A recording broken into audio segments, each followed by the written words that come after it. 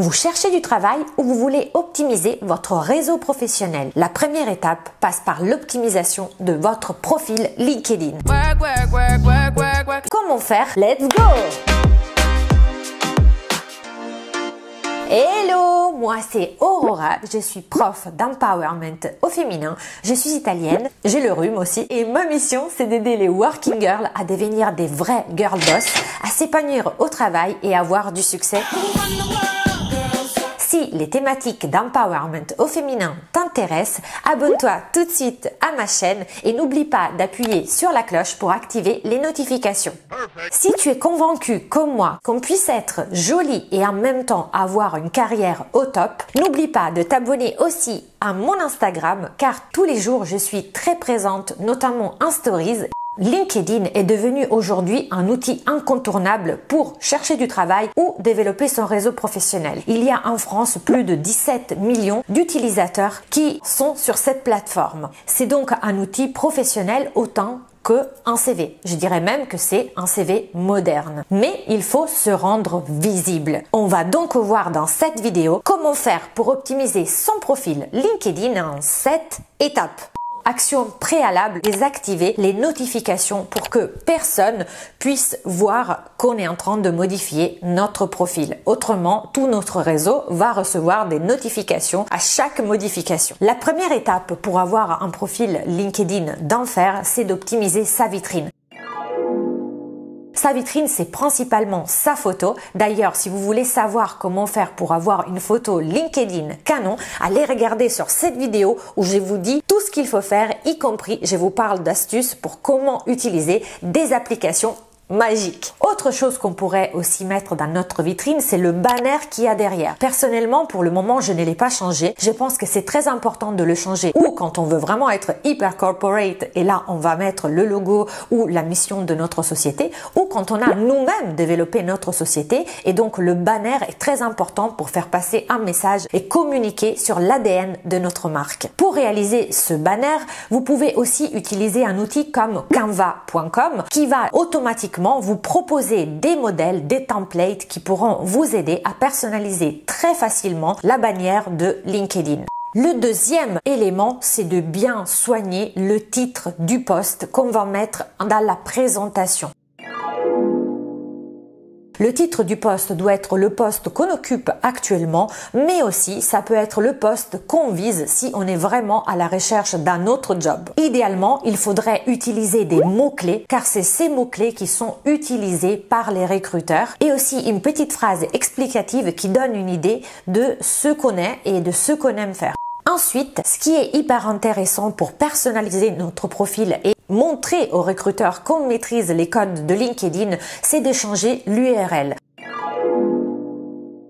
L'URL qui va être donnée par LinkedIn, c'est quelque chose de très barbare. Mais nous pouvons le personnaliser, par exemple, en mettant notre nom et notre prénom. Pour le faire, rien de plus simple. Vous allez appuyer sur modifier le profil et l'URL. Ensuite, vous allez aller sur modifier notre URL personnalisée et vous allez tout simplement changer le nom du profil en mettant votre nom et votre prénom. Vous pouvez aussi ajouter une adresse email professionnelle, un numéro de téléphone professionnel et si vous avez par exemple un blog, vous pouvez aussi rajouter l'adresse de ce blog ainsi que par exemple d'une chaîne YouTube ou de SlideShare ou des choses qui vous concernent personnellement.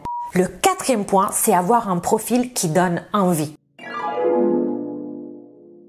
L'idée ici, c'est de montrer quelle est notre expertise et quelles sont nos passions. C'est l'endroit où il faut qu'on donne envie aux recruteurs d'en savoir plus sur nous. Il faut donc utiliser énormément, le plus possible, je dirais, de mots-clés et aussi à la fin mettre un CTA, un call to action. J'ai trouvé ce document qui est tiré d'un document de LinkedIn qui explique toutes les parties qu'il faut vraiment mettre en exergue dans cette première présentation. Dans un premier temps, on va justifier quel est notre background, donc d'où on vient, nos expériences, de façon naturellement très succincte et de façon à donner envie aux recruteurs de nous appeler. Ensuite, on va dire ce qu'on fait maintenant, le poste qu'on occupe dans notre société. On va expliquer quelles sont nos passions et ensuite on va mettre le fameux CTA, Call to Action, qui peut être visiter mon site internet plutôt que contactez-moi en message privé par exemple. Le cinquième point, c'est de détailler nos expériences et nos formations.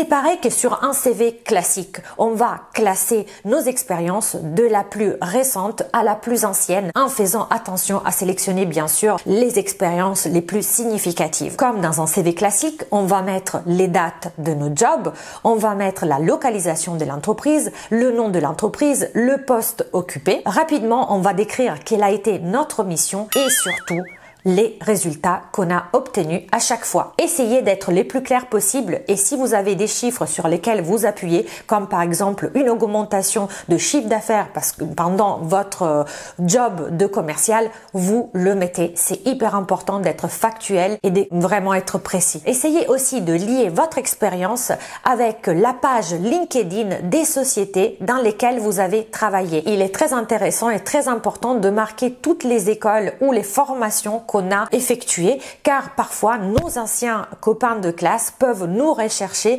et ça peut être utile aussi pour réseauter, de retrouver ses anciens camarades. Le 6e point, c'est de sélectionner toutes nos compétences. On en a un maximum de 26. Bien sûr, on n'est pas obligé de toutes les mettre. Il y a un ascenseur avec tous les mots-clés de LinkedIn. Donc, on va sélectionner à l'intérieur les compétences qui nous correspondent. C'est hyper important parce que grâce à ça, les gens pourront nous attribuer des compétences et nous recommander à propos de cette compétence particulièrement. Et ça fait toujours en plus quand un recruteur tombe sur notre profil et que d'autres personnes nous ont reconnu cette capacité-là ou cette caractéristique-là. Ensuite, concernant les vraies recommandations rédigées, demandez-en à vos anciens patrons plutôt qu'à vos collaborateurs. Mais mon conseil, c'est de ne pas trop en mettre parce que ça fait très louche de voir 20 recommandations. Le 7e point, c'est d'ajouter des contenus médias. Ça peut être une étude de marché de notre entreprise, des SlideShare, ça peut être aussi le lien vers des articles que vous avez rédigés. Et autre conseil, publiez régulièrement car les recruteurs sont très attentifs à ceux qui sont actifs sur les réseaux et le fait de publier souvent, ça va aussi forcément vous donner plus de visibilité. Accompagnez aussi votre publication par un petit message où vous annoncez que vous venez de rédiger un article. Une fois que vous avez terminé, vous pourriez réactiver les notifications et ainsi communiquer auprès de votre réseau votre nouveau profil. Pour récapituler, pour avoir un profil d'enfer, être visible auprès des recruteurs et pouvoir ainsi développer son réseau professionnel, il y a 7 étapes. La première étape, c'est celle de soigner sa vitrine. La deuxième étape, c'est celle d'avoir un titre professionnel accrocheur. La troisième étape, c'est celle de personnaliser l'URL avec son nom et prénom. La quatrième étape, c'est celle d'avoir un profil qui donne envie et d'ajouter à la fin un call to action. La cinquième étape, c'est celle de détailler ses expériences professionnelles et ses formations. La sixième étape, c'est celle de sélectionner des compétences et de solliciter des recommandations auprès de son réseau. Et la septième étape, c'est celle d'ajouter des contenus médias. J'espère que cette vidéo vous aura été utile. Si vous avez aussi d'autres astuces pour personnaliser votre profil LinkedIn, mettez-le aussi dans le commentaire, comme ça on partage dans cette communauté et d'autres personnes pourront aussi en profiter. Si ce contenu vous a plu, mettez-moi aussi un pouce bleu, abonnez-vous à la chaîne, appuyez aussi sur la cloche pour recevoir les notifications et être prévenu dès qu'une nouvelle vidéo va sortir. Suivez-moi sur LinkedIn où je vais relayer cette vidéo. Avant de vous dire ciao con un bacio, je vous dis ce que je porte. Ces boucles d'oreilles, ma soeur les avait chopées sur Amazon et me les a offertes il y a quelques Noëls. Et mon pull vient de Forever 21. Je vous dis ciao et à la prossima!